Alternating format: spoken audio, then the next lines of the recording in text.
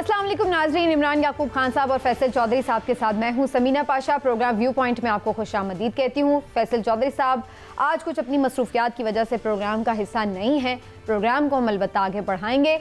आज जनाब बड़ी अहम डेवलपमेंट्स रही हैं। एक तो हम देख रहे हैं कि पाकिस्तान मुस्लिम लीग नून की तरफ से आज काफ़ी जारहाना किस्म की प्रेस कॉन्फ्रेंसेस की गई जिसमें इस बात के ऊपर काफ़ी तहफ़्फ़ुज़ात का इजहार किया गया। कल जो सुप्रीम कोर्ट की तरफ से ज़मानत का फैसला हुआ चेयरमैन PTI इमरान खान के लिए और शाह महमूद कुरैशी साहब के लिए, और ख़ास तौर पर जो जजेस के रिमार्क्स थे उसके ऊपर काफ़ी तनकीद की गई PMLN की जानिब से। इसके साथ साथ आज हम ये भी देख रहे हैं कि शाह महमूद कुरैशी को ज़मानत तो मिल गई लेकिन रिहाई अभी तक मुमकिन नहीं हो पाई कि उनका जो ये सारा मामला है रिहाई का, ये तवालत का शिकार हुआ, इसके ऊपर भी बात करेंगे। इसके साथ साथ अगर इंतखाबी सियासत की बात करें तो मुख्तलिफ उम्मीदवारों से आज भी नॉमिनेशन पेपर्स छीने जाने का सिलसिला जारी रहा। हत्ता कि लाहौर हाई कोर्ट को इमरजेंसी तौर पर अपनी जो छुट्टियां थी वो मनसूख करनी पड़ी और स्पेशली कोर्ट को ओपन होना पड़ा कि जो इस बारे में PTI के उम्मीदवारों के तहफ़्फ़ुज़ात हैं उनको सुना जा सके। लेकिन क्या उसके ऊपर अमल भी होगा या नहीं, ये एक बहुत बड़ा सवाल है। इसके साथ साथ हम ये भी देख रहे हैं कि आज और मुख्तलिफ और जगहों पर भी जो बाकी सियासी जमातें हैं उनकी तरफ से भी कागजात नामजदगी जमा कराने का सिलसिला जारी है। तो काफ़ी हद तक सूरत हाल वाज़े हो रही है कि कौन सा अहम लीडर किस हल्के से इलेक्शन लड़ने जा रहा है और कौन किसके मद्दे मुकाबिल होगा। और last but not the least कि जो सूरत हाल है जनाब एडजस्टमेंट के हवाले से, उसके ऊपर भी अभी तक मसाइल दरपेश हैं और एक फिर से कुछ ऐसी फ़िज़ा बन रही है कि जैसे PMLN जैसे कंफर्ट जोन में थी, शायद अब उतनी कंफर्ट जोन में नहीं है। तो क्या वाकई ऐसा, इसके ऊपर भी बात करेंगे आज के प्रोग्राम में। आप सबको मैं खुशामदीद कहती हूँ, ख़ासतौर पर खुशामदीद कहते हुए PMLN के सीनियर रहनुमा डॉक्टर आसिफ किरमानी साहब हमें ज्वाइन कर रहे हैं। डॉक्टर साहब आपका भी सर बहुत बहुत शुक्रिया, आपने प्रोग्राम के लिए वक्त निकाला। खैरियत से आप? जी अस्सलाम वालेकुम, बहुत बहुत शुक्रिया जी, थैंक्स फॉर हैविंग मी, आपकी मेहरबानी। मैं खैरियत से हूँ। डॉक्टर साहब इमरान साहब भी मेरे साथ मौजूद हैं, मैं आप दोनों की राय भी जानूंगी, फिर हम सवाल भी आपसे करते रहेंगे साथ साथ। लेकिन मैं ये ज़रूर आपसे सबसे पहले जानना चाह रही हूँ कि जो PMLN की तरफ से आज मरीम औरंगज़ेब साहिबा ने प्रेस कॉन्फ्रेंस की, काफ़ी तल्ख लग रही थी, वो जारहाना अंदाज था उनका। तो एक मासूम लफ्ज़ कहने पर, और वो जो बज़ाहिर नज़र आता है कि आमतौर पर किसी शख्स जिस पर जब तक कि जुर्म साबित ना हो जाए उसको आमतौर पर कोर्ट्स तो यही कहती हैं कि वो गिल्टी नहीं है, तो मतलब है कि वो इनोसेंट है। तो इस बात के ऊपर इतना क्यों PMLN को परेशानी हुई है? बिस्मिल्लाहिर्रहमानिर्रहीम। शुक्रिया समीना बीबी और अस्सलाम वालेकुम इमरान भाई साहब। वालेकुम अस्सलाम। गुजारिश ये है कि मैं दरअसल to be very honest with you, मैं इस किस्म की सियासत से आजिज़ आ चुका हूँ, क्योंकि अनफॉर्चुनेटली इस वक्त जो पॉलिटिक्स हो रही है वो अवाम के जो रियल इश्यूज हैं वो उसमें कहीं गड़बड़ होके रह गए। बात तो होनी चाहिए कि महंगाई पर, गुर्बत पर, बेरोजगारी पर और दीगर जो अवाम के हैं महंगे भारी बिजली के बिलों पर, महंगी तालीम पर, लोगों के किचन जो चूल्हे बुझ रहे हैं उस पर बात होनी चाहिए। लेकिन इट्स वेरी अनफॉर्चुनेटली कि देखिए, जब काफ़ी दहाइयों से मैं देख रहा हूँ कि इस मुल्क में पावर पॉलिटिक्स हो रही है और एक इल्ज़ामात की सियासत हो रही है और जिसका नतीजा पाकिस्तान पिछली कई दहाइयों से भुगता भी है और आज भुगत भी रहा है। जहाँ तक आपकी बात है कि मैं इस मामले में, तो बड़ा क्लैरिटी है मुझे कि मैं बड़ा क्लियर हूँ इस मामले में कि वो लोग जो सानहा 9 मई में जिन्होंने पाक फौज पर हमला किया, पाकिस्तान पर हमला किया, शुहदा के जो यादगारें थी उनकी बेहुरमती की, मियाँ वाली पाक फ़िज़ाइया की, तमाम अस्करी जिन्ना हाउस पर हमला किया और जिनके खिलाफ एविडेंस मौजूद है, जो कि इस वक्त अदालतों में मुकदमात का सामना कर रहे हैं, और ऐसे लोगों को जो डायरेक्टली या इनडायरेक्टली सानहा 9 मई में मुलव्विस थे, मैं समझता हूँ कि उनको पाकिस्तान में सियासत में हिस्सा लेने की इजाज़त नहीं होनी चाहिए, क्योंकि उन्होंने रियासत पाकिस्तान पर हमला किया। हाँ, जो लोग जिनको अदालतें बरी कर देती हैं, अदालतें रिलीफ दे देती हैं और उनके खिलाफ कोई शवाहिद नहीं है। आपकी बात तो बिल्कुल जायज़ और दुरुस्त है किरमानी साहब, लेकिन यहाँ पे तो हम इस वक्त देख रहे हैं ना, मोने सिलाई साहब की वालदा तो 9 मई के वाक़यात में ना मतलूब हैं ना नामजद हैं, उनसे कागजात नामजदगी छीने जा रहे हैं। मुख्तलिफ वकला हजरात जो कि उस वक्त PTI का उस तरह से हिस्सा भी नहीं थे, उनके कागजात नामजदगी छीने जा रहे हैं या उन्हें नहीं लिए जा रहा, उनसे फॉर्म्स नहीं एक्सेप्ट किए जा रहे। तो ये आज दर्जनों वाक़यात हैं और मैं आपको कम से कम 2 दर्जन लोगों के नाम बता सकती हूँ जो 9 मई के वाक़यात में नामजद भी नहीं है, मुलविस भी नहीं है, लेकिन उनको कागजात नामजदगी जमा नहीं करवाने दिए जा रहे। तो ये बात है कि पार्टी अभी तक बैन तो नहीं है। ये अगर ऐसा हो रहा है, जो कि मुझे भी सुनने में आ रहा है, तो मैं समझता हूँ कि जो लोग बेगुनाह हैं, जिन पर कोई इल्ज़ाम नहीं है, उनको फौरी तौर पर इसकी FIR दर्ज करानी चाहिए और अदालतों से रजू करना चाहिए। अगर कोई बेगुनाह है, मासूम है, तो मैं तो समझता हूँ, मैं अपनी बात मुकम्मल नहीं कर पाया, कि जो लोग बेगुनाह हैं और जिनके हाथ इस गुनाह में सानिया 9 मई के मुलव्विस नहीं हैं, उनको बिल्कुल इजाज़त होनी चाहिए इलेक्शन लड़ने की भी। और मैं तो, अब ज़ाहिर इलेक्शन कमीशन ने फैसला कर दिया, लेकिन मेरी ज़ाती राय जो थी या है वो ये है कि PTI को भी एज ए जमात भी हिस्सा लेने की इजाज़त होनी चाहिए, जो उनके लोग जो किसी जिन पर कोई इल्ज़ाम नहीं है। और दूसरा, मैं तो कहता हूँ बला भी दें इनको, हम देखें तो सही ना कि इनके बाजू में कितना जोर है कि ये सिर्फ ये सोशल मीडिया पे सब कुछ हो रहा है। लेकिन however having said that, चूंकि अब इलेक्शन कमीशन ने उनके इंट्रा पार्टी इलेक्शंस को एक्सेप्ट नहीं किया और उनको इंतखाबी निशान भी नहीं दिया, देखिए क्या आगे होता है। लेकिन मैं समझता हूँ आपने बड़ी इंटरेस्टिंग बातें की और बड़ी गौर तलब भी हैं। डॉक्टर साहब, मैं आपकी तरफ दोबारा भी आती हूँ, लेकिन मैं थोड़ी सी राय इमरान साहब से ज़रूर ले लूँ उस बात के ऊपर जिसको आपने अभी उस पर कोई ख़ास राय नहीं दी। इमरान साहब, जो PMLN का आज जो गुस्सा है नज़र आया मरियम औरंगज़ेब की सूरत में, उसकी कोई वजह आपको नज़र आती है? कह रही है कि मासूम कह के मुसल्लत किया जा रहा है, यानी उनसे बल्ला छीन लिया, उनके कागजात नामजदगी नहीं छीने जा रहे, वो इलेक्शन लड़ने के लिए अहल भी नहीं है, तो मुसल्लत कैसे हो रहे हैं वो? इस बात को कैसे आप समझते हैं कि ये क्या चीज़ शो कर रही है? PMLN को ये जारहाना प्रेस कॉन्फ्रेंस की क्या ज़रूरत पेश आई? बिस्मिल्लाहिर्रहमानिर्रहीम। समीना, देखें, पहली बात तो ये है कि मरियम औरंगज़ेब साहिबा क्या चाहती हैं ये तो ज़्यादा वो ही बता सकती हैं। नहीं, आपकी असेसमेंट क्या ही अच्छा PMLN क्यों गुस्से में? मैं बताता हूँ क्या ही अच्छा होता कि हमारे प्रोड्यूसर अभी मरियम औरंगज़ेब को भी लाइन पे ले लेते और हम उनसे पूछ लेते वो कितनी दफ़ा राब्ता किया, लेकिन अच्छा ऑन एयर रिकॉर्ड हो जाए ज़रा एहतजाज। लेकिन गुजारिश ये है कि मुझे जो being a follower of politics समझ आती है उनके इस बयानिए की, तो उसकी मुझे बुनियादी तौर पे एक ही वजह समझ आती है, और वो वजह ये है कि पाकिस्तान में वो कहते हैं ना कि सियासत झूठ की बुनियाद पे होती है, और सियासत में जितना झूठ आप बोलेंगे, इतना बार बोलें झूठ, इतने ज़ोर से बोलें कि लोग उसको सच समझने लग जाए। अब मुस्लिम लीग नून जो है उसका मामला ये है इस वक्त कि मरियम औरंगज़ेब साहिबा, क्योंकि वो बार बार देखें बयानियाँ क्या बना रही हैं, वही जो उनका एक स्टांस था कि 2018 में जो इलेक्शन हुए उसमें RTS बिठा दिया गया। अब वो उसी की कंटिन्यूटी में अवाम को वो भी याद दिलाते रहना चाहते हैं, और साथ ये भी कह रहे हैं कि ये जो जज साहिबान इसे मासूम करार दे रहे हैं, तो कहीं ये भी उस मासूमियत की आड़ में सब कुछ ने एक क्लीन चिट ना मिल जाए। तो ये एक तरह से इनसिक्योरिटी है और दबाव में लाने की कोशिश है जज साहिबान को। अब मैं ज़ाती तौर पे ये समझता हूँ कि जज साहिबान को भी, मुअज़्ज़ज़ जज साहिबान को भी ख़ास तौर पे रिमार्क्स देते वक्त, देखिए रिमार्क्स कभी भी फैसले का हिस्सा नहीं होते, लेकिन रिमार्क्स जो है ना अखबारात में और TV चैनल्स में जो शायद सुर्खियाँ बनती हैं वो हमेशा रिमार्क्स से ही बनती हैं। तो मुअज़्ज़ज़ जज साहिबान को भी इस सेंसिटिव मामलात में या इतने बड़े हाई प्रोफाइल केसेस में इस तरह के रिमार्क्स देते वक्त भी सोच समझ के रिमार्क्स देने चाहिए। ये तो इमरान साहब वो जुमला होगा जो शायद हर केस में ही कोई बंदा कह देता है। अब देखें, गुड टू सी यू जब उन्होंने कहा तो वो आज तक बात होती है। अभी किरमानी साहब ने भी वो बात की, मरियम औरंगज़ेब साहिबा ने भी अपनी उसमें बात की।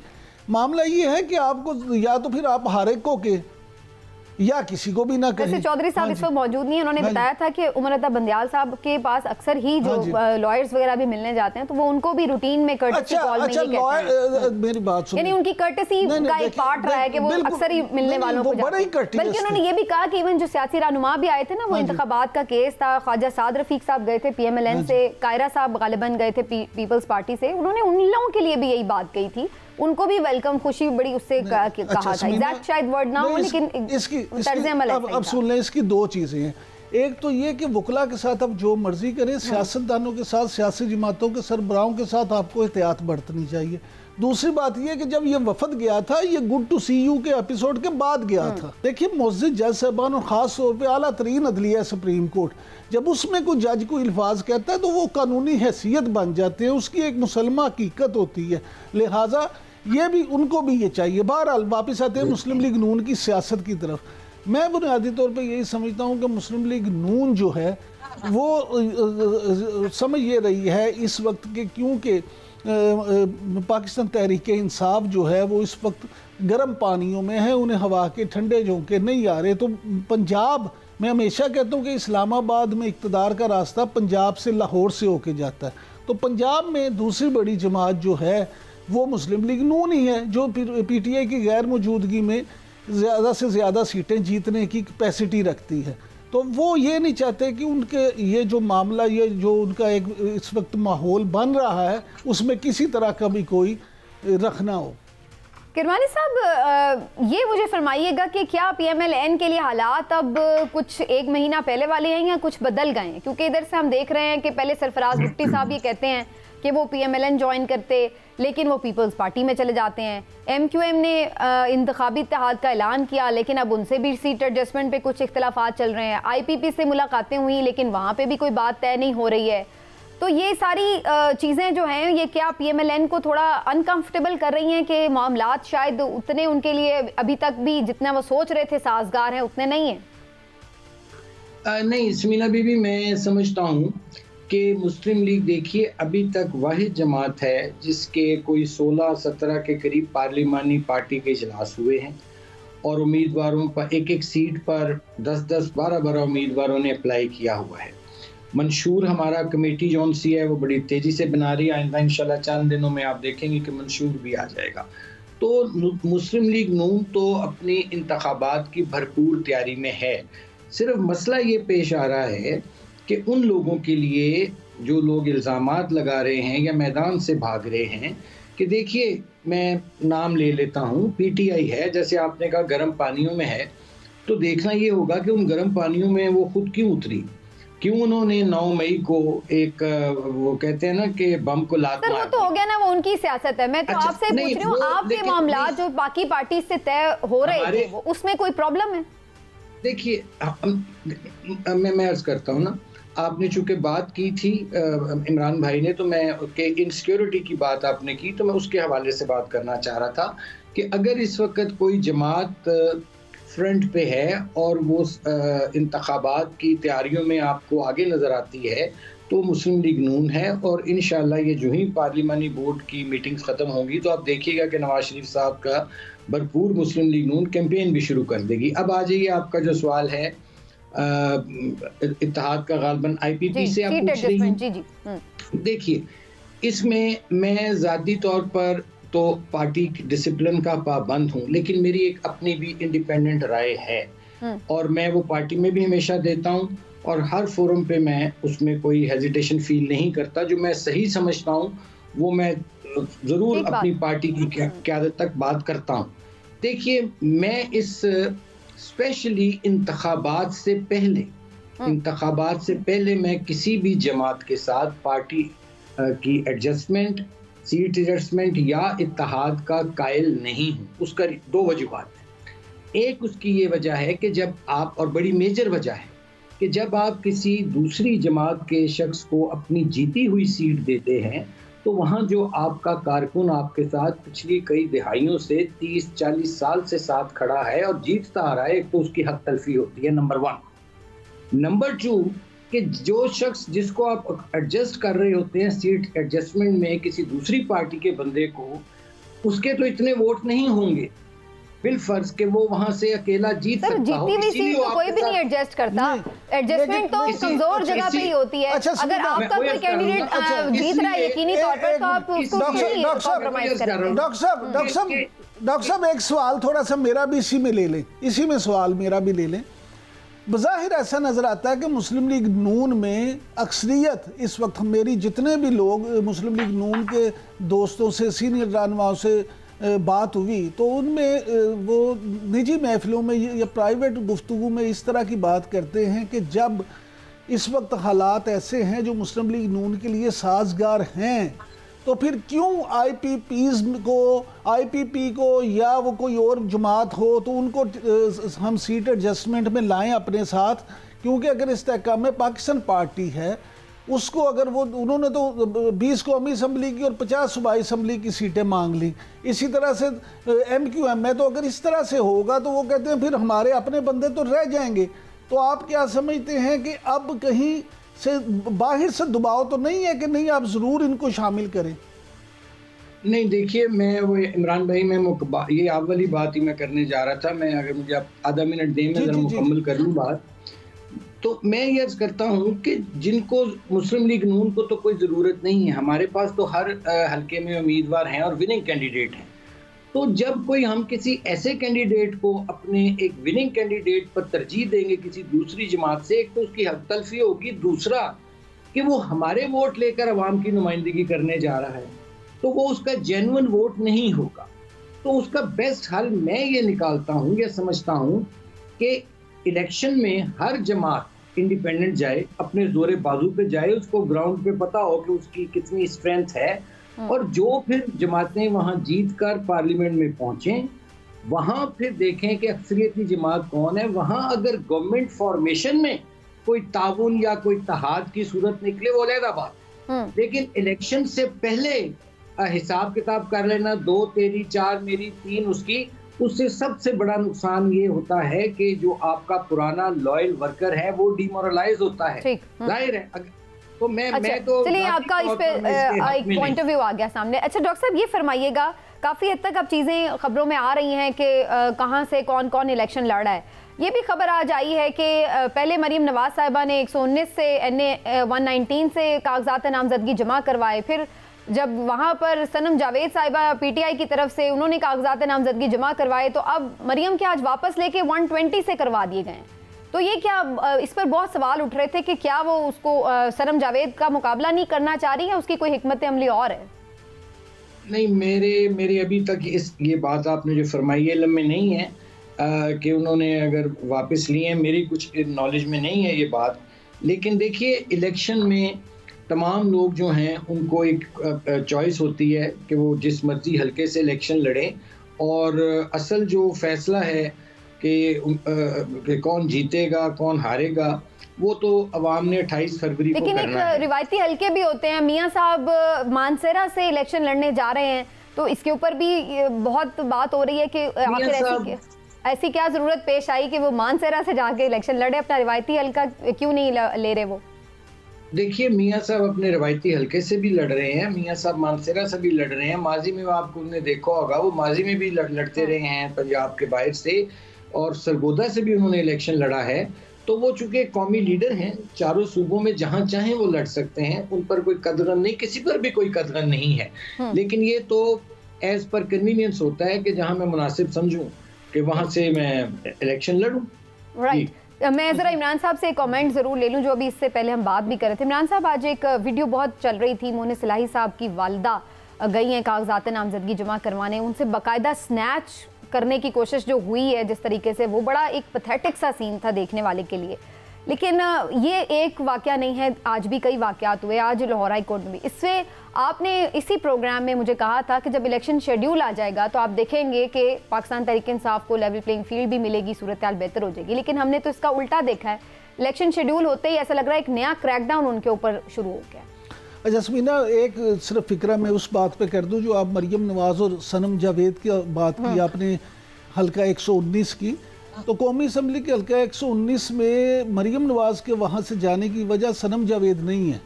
मरियम नवाज के वहाँ से कागजात की बुनियादी वजह अलीम खान साहब है।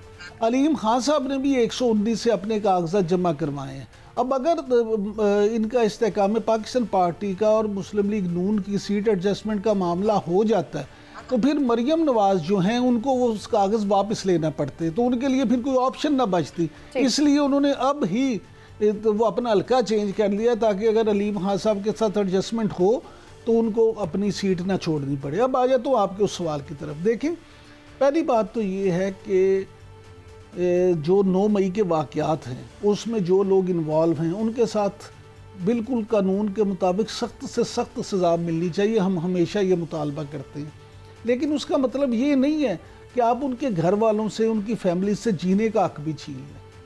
मुझे अब ये बताएं कि अगर चौधरी परवेज़ इलाही साहब की जो एहलिया मोहतरमा हैं कैसरा इलाही, उन्होंने क्या जुर्म किया है? वो तो वैसे जो हमने इतने दहाइयों में देखा नेक शरीफ ख़वातीन हैं, वो तो कभी मेरा ख्याल है वैसे बाहर भी कभी नज़र नहीं आई और सियासी एक्टिविटीज़ में भी उस तरह से हिस्सा नहीं लेती रही। अब अगर वो बहालत मजबूरी या किसी भी बिना पे कागज़ अपने जमा करवाने चली गई हैं, तो आप इतना भी क्या खौफ है कि आपने उनको कागज़ नहीं जमा करवाने देने या उनसे आपने छीनने की कोशिश की? अब देखिए, मैं समझता हूँ कि अगर वो कागज़ जमा करवाने देते उन्हें, और शायद वो उस तरह से कैंपेन भी ना अपनी चला सकती और शायद वो कामयाब भी ना होती, लेकिन आज के इस वाक़े के बाद हर बंदा ये डिस्कस कर रहा है कि जी ये गलत हुआ, गलत हुआ। यानी जो उनकी बेगम को नहीं भी जानता था उनको भी पता चला और उनके दिल में हमदर्दी भी उनके लिए पैदा हुई कि यार एक निहत्ती औरत के साथ ये क्या कर रहे हैं।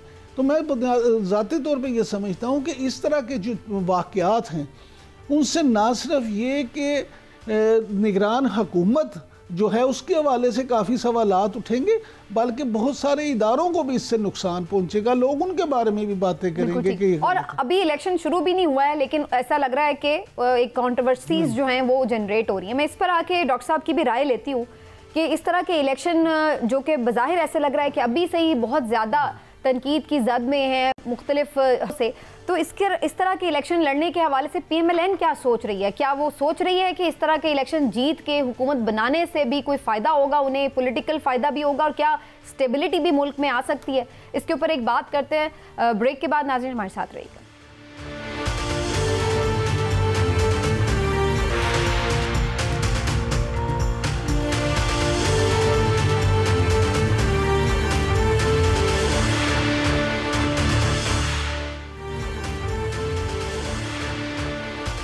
जी वेलकम बैक नाज़रीन। डॉक्टर आसिफ किरमानी साहब हमारे साथ मौजूद हैं, सेनेटर हैं PMLN के। डॉक्टर साहब, जैसे कि ब्रेक पर जाने से पहले मैं बात कर रही थी, आप समझ रहे हैं कि PMLN को भी इस सारी माहौल के ऊपर परेशान होना चाहिए एज ए जमहूरी जमात कि जिस माहौल में ये इलेक्शन हो रहा है ये तो पहले से ही मुतनाज़ होता चला जा रहा है, तो इसमें जीत का भी, उनकी अगर जीत हो भी गई तो वो कंट्रोवर्शियल रहेगी, और अगर वो फिर भी हुकूमत भी बना लेते हैं तो ऐसी हुकूमत से क्या स्टेबिलिटी कायम हो सकेगी जिस इलेक्शन प्रोसेस के ऊपर ही इतने क्वेश्चन मार्क्स हों? मैं यहाँ जो इमरान साहब ने बात की कि जो कागजात नामजदगी खुसूसन जो ख़वातीन से भी छीने गए, एक तो अगर ये ऐसे वाक़यात हो रहे हैं तो मैं उनकी मज़म्मत करता हूँ, नंबर 1। और मैं दूसरा ये भी समझता हूँ कि ये अगर ऐसे वाक़यात हो रहे हैं, जो सुनने में आ रहा है कि चंद वाक़यात हुए हैं ऐसे, तो ये काम है कि टेकर सेटअप का, निगरान हुकूमत का और इलेक्शन कमीशन का, to ensure the safety of the candidates, और ताकि तमाम कैंडिडेट्स जो हैं वो टाइम पे अपने कागजात जमा करा सकें। खुसूसन जो वो कैंडिडेट जिन पर ना कोई इल्ज़ाम है, ना जिनके हाथ साफ हैं, उनको बिल्कुल क्लियर मौका मिलना चाहिए। तो मैं तो जाहिर है इस मामले में बड़ा क्लियर हूँ कि अगर और दूसरी बात, और जिन लोगों से ये कागजात छीने गए हैं उनका भी काम है कि सिर्फ वो सोशल मीडिया पर शोर मचाने के या अखबारात में, मीडिया में खबरें देने की बजाय वो उसकी कोई लीगल कार्रवाई करे ना। जी बिल्कुल, वो इलेक्शन कमीशन को भी रुजू कर रहे हैं। आज हाई कोर्ट में केस लगा है, अदालतों में जाएं, FIRs दर्ज करवाएं, इलेक्शन कमीशन में जाएं, ताकि उनकी वो दादरसी तो हो। तो मैं तो समझता हूँ कि जैसे मैंने पहले अर्ज किया कि किसी को अच्छा लगे बुरा लगे, मैं तो समझता हूँ कि लेवल प्लेइंग फील्ड जो है वो सबके लिए होना चाहिए, बशमूल तमाम जमातों के, जो भी सियासी जमातें उम्मीदवार जिनके हैं और इलेक्शन लड़ रहे हैं। हाँ, लेकिन जिन पे मुकदमात हैं या जो सजा याफ्ता हैं वो ये तो बड़ा क्लैरिटी से आपका मामला आ गया। लेकिन इमरान साहब, ये कैसी अब अजीब बात है, शाह महमूद कुरैशी साहब को जमानत भी मिल गई लेकिन मुसद्दका कॉपी नहीं मिल सकी सुप्रीम कोर्ट के फैसले की दोपहर तक, और फिर वो इतने मामला तवालत का शिकार हुए। अब उनकी रिहाई कल इतवार आ गया है, परसों 25 मई की वो छुट्टी है, और फिर अब बात ऐसा लग रहा है कि मंगल तक चली जाएगी। तो यानी नाहा की जमानत मिलने के बाद भी उनको 3 दिन जो हैं वो जेल में ही गुजारने पड़ेंगे। तो आपको लगता है कि ये कोई डेलिबरेटली ऐसे किया गया है या वाकई ये बड़ा नॉर्मल है कि इस तरह से हो जाए? समीना, पहली बात तो ये है कि अगर PTI के बस में हो तो वो भी मुस्लिम लीग नून पे ये डाल दे कि ये भी शायद मुस्लिम लीग नून की वजह से नहीं हुआ कि रोबकार नहीं मिले। ये हमारे यहाँ इन्हें तो आप कह रही हैं ना मंगल तक हो जाए, और गरीब आदमी को तो हफ्तों गुजर जाते हैं, उनका प्रोसेस नहीं मुकम्मल होता। लिहाजा मुस्लिम सुप्रीम कोर्ट में अगर ज़मानत हुई है तो आज उनकी साहिबजादी जो है मेहर बानो कुरैशी, वही TV मीडिया से बात करते हुए बता रही थी कि हमें जब वो कॉपी मिली तो इतनी लेट थी कि जब आगे गए तो वो दफ्तरी बंद। लेकिन आपको लगता है कुरैशी साहब चलिए जब भी रिहा हाँ जी, वो बाहर अगर निकल आते हैं तो पाकिस्तान तहरीक इंसाफ के लिए एक अच्छी उनकी हो सकती है लीडरशिप, क्योंकि जाहिर ऐसा लगता है क्योंकि वाइस चेयरमैन है वो, तो आगे शायद मामलात भी देख सकें, तो वही लीड करेंगे फिर, या फिर इस पे अब कोई कंट्रोवर्सी रहेगी? देखिए, असल चीज़ ये है कि बानी जो हैं PTI के इमरान खान साहब, उन्होंने तो अपना जानशीन शाह महमूद कुरैशी साहब को मुकर्रर नहीं किया, उन्होंने तो गौहर अली खान साहब को बैरिस्टर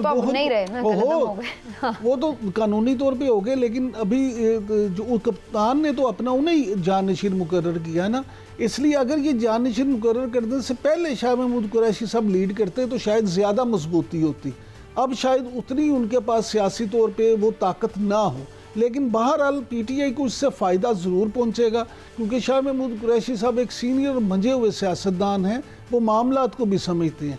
लेकिन अब उससे वो बाहर आके किस हद तक फ़ाल किरदार अदा करते हैं, किस तरह से पार्टी को जोड़ सकते हैं, इदारों के साथ किस तरह से मामलात करते हैं, ये बड़े जो हो। लेकिन कहीं ऐसा तो नहीं कि किसी और मुकदमे में उन्हें बाहर से पकड़ लिया जाएगा, जो एक हम पैटर्न देख रहे हैं मुख्तलिफ? ये तो कोई नजूमी या पामिस्ट बता सकता है, लेकिन यहाँ कुछ भी हो सकता है। मैं तो अभी इस मामले में कुछ नहीं। हाँ, अगर किसी मुकदमे में वो इन्वॉल्व हुए तो जरूर पकड़े जा सकते हैं। मुझे इसलिए शक है ना कि ये जो 2-3 दिन है उसमें कोई नया मुकदमा ना निकल आए बीच में से अचानक सरप्राइज के तौर पर। डॉक्टर साहब, ये डॉक्टर साहब से पूछते हैं, डॉक्टर साहब अगर आप नजूम इल्म नजूम पे दस्तरस रखते हैं तो फिर आप भी हमें बता दें।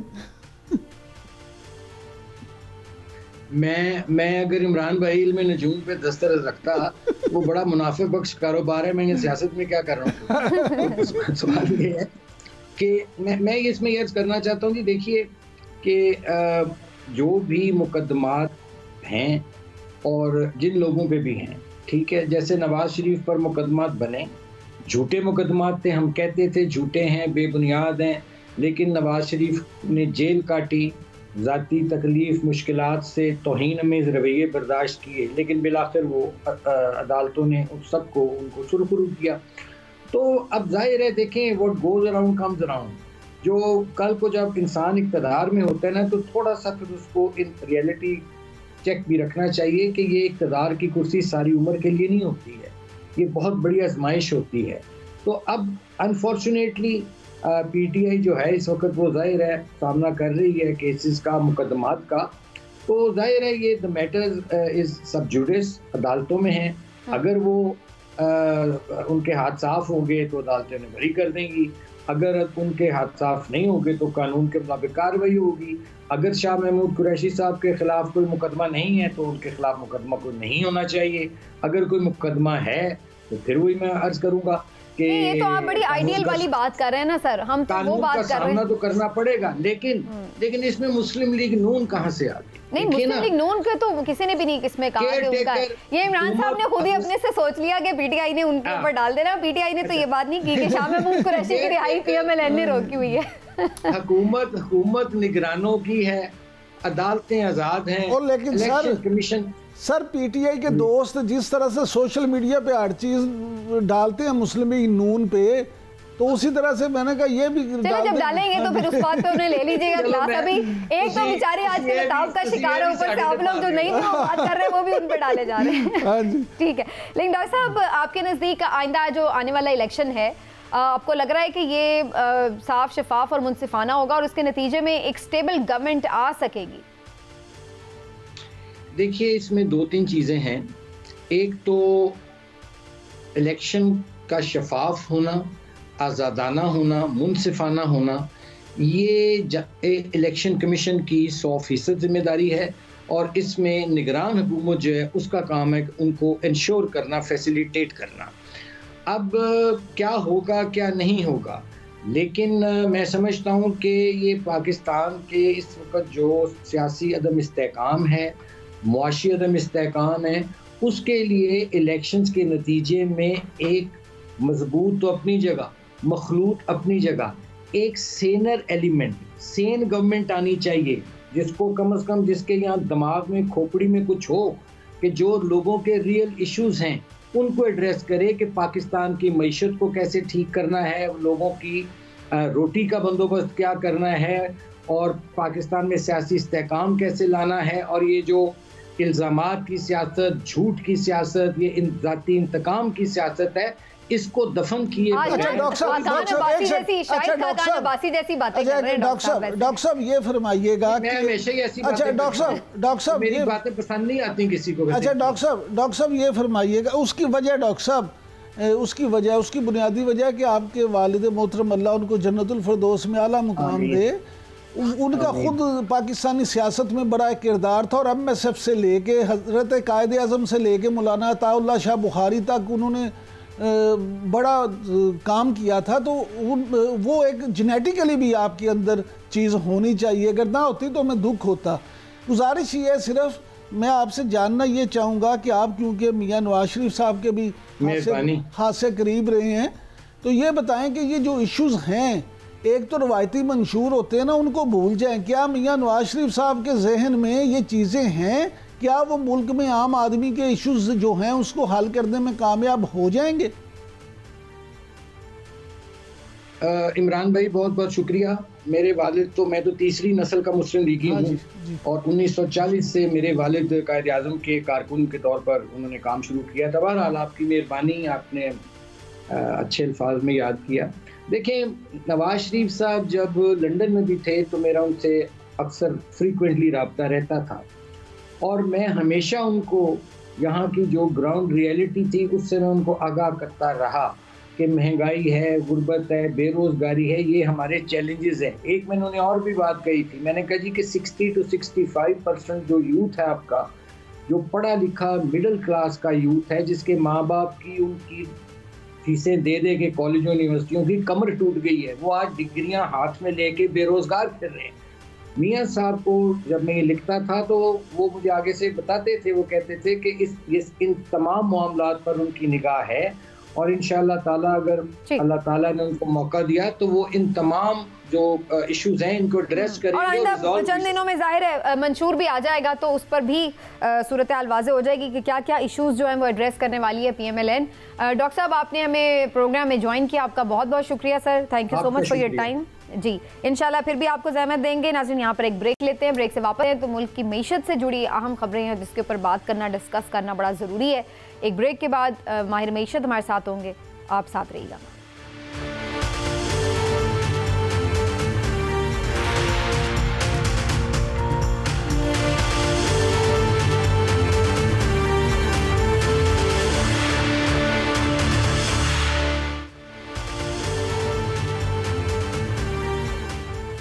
जी, वेलकम बैक नाजरीन। सर्दियों का मौसम है और एक तरफ हम देख रहे हैं कि गैस लोड शेडिंग भी बहुत ज़्यादा है, घरेलू सार्फिन को बहुत कम मिकदार में गैस मिल रही है, और दूसरी तरफ ये भी हर रोज़ ये हमें खबरें सुनने को मिलती हैं कि आज फ़लाँ चीज़ की कीमत बढ़ गई, फ़लाँ चीज़ की, और अब ये भी खबर आई है कि गैस की कीमतों में भी इजाफा किया जा रहा है और अरबों रुपए के माहाना फिक्स्ड चार्जेस जो हैं वो लगाने जा रही है हुकूमत, और इसके ऊपर यकीनन बड़ी तशवीश है सब लोगों को कि इससे तो फिर जो गैस की कीमत है उसमें बेतहाशा इजाफा हो जाएगा।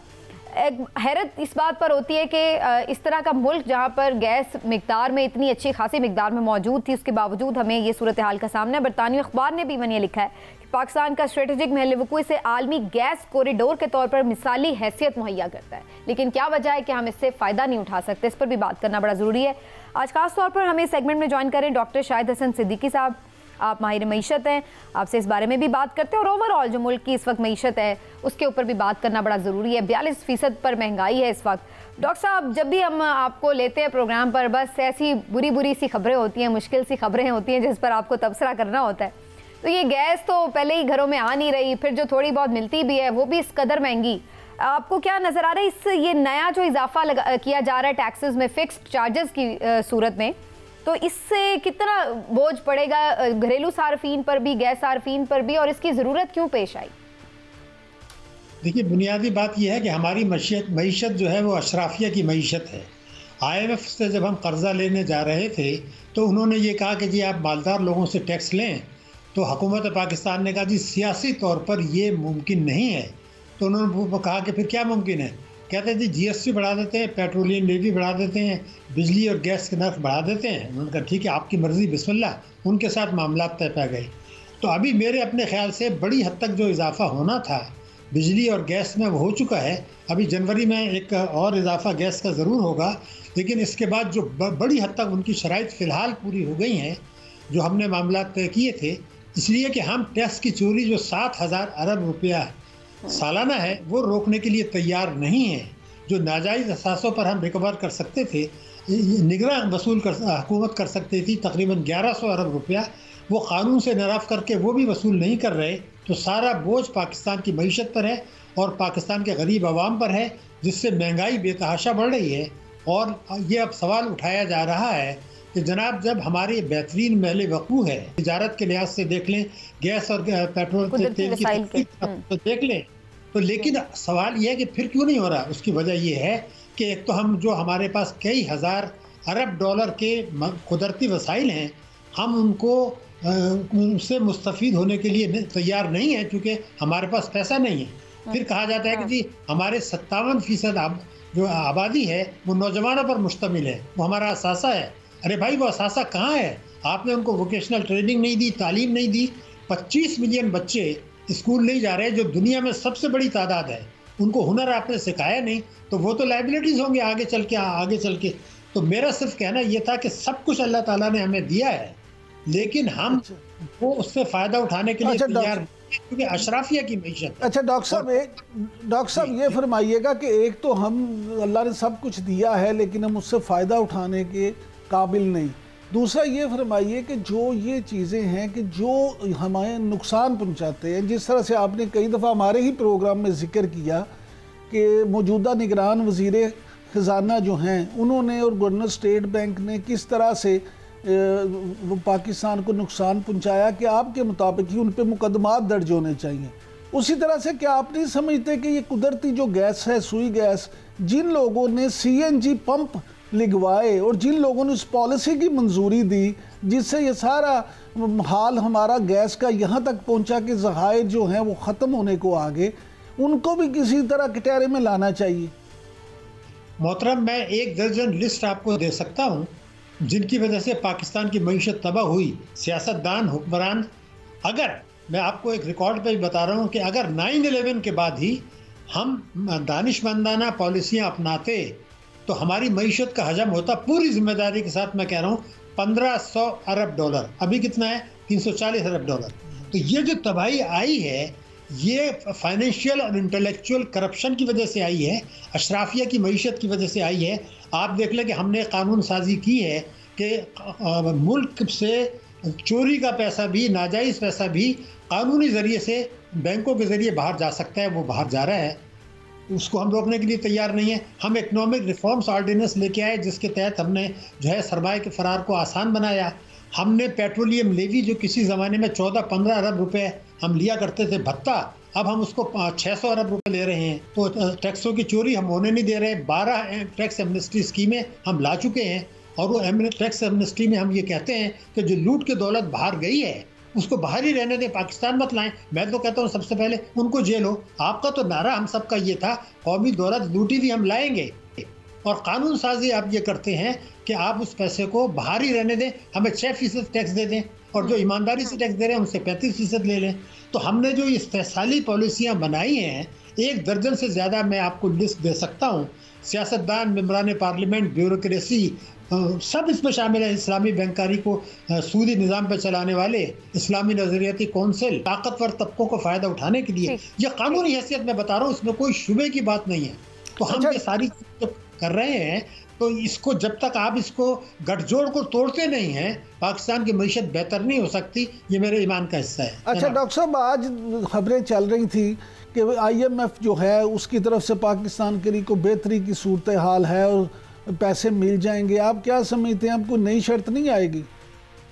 देखिए मोहतरम, अभी जो है वो तो IRB चीफ हमारे पास गए थे आपको वहाँ पर वाशिंगटन में, तो उस वक्त जो है हमारा 7 दिसंबर को एग्जीक्यूटिव बोर्ड ने करना था, लेकिन उन्होंने उसको 11 जनवरी को रखा है।